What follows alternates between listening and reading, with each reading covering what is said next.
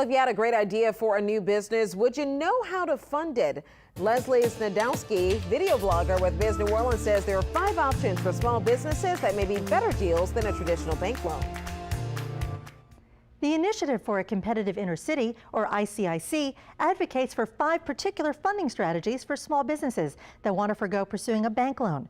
You can try to get money from a community development venture capital fund, you can crowdfund, you can seek a program-related investment, get help from a small business investment company, or look for an angel investor.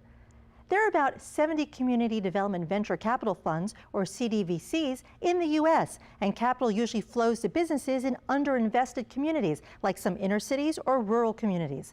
The CDVC usually asks for partial ownership in exchange for their capital, and their goal is to generate financial reward for investors while creating jobs and growth in underserved communities.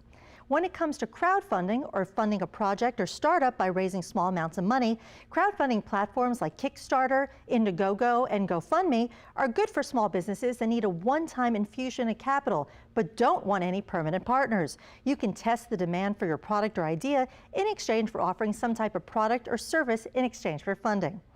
If you try to get a grant, you may be familiar with program-related investments, or PRIs.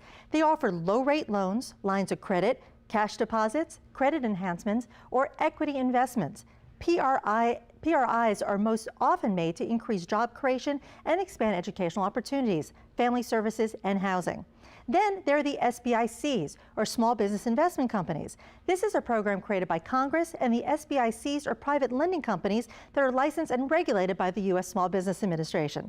They provide loans, equity, and debt security to higher-risk small businesses. One added benefit is that SBICs often help with management development.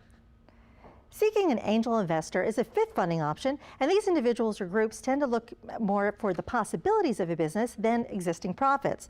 Oftentimes you get to really forge a relationship with these investors and share your passion pursuing your business goals.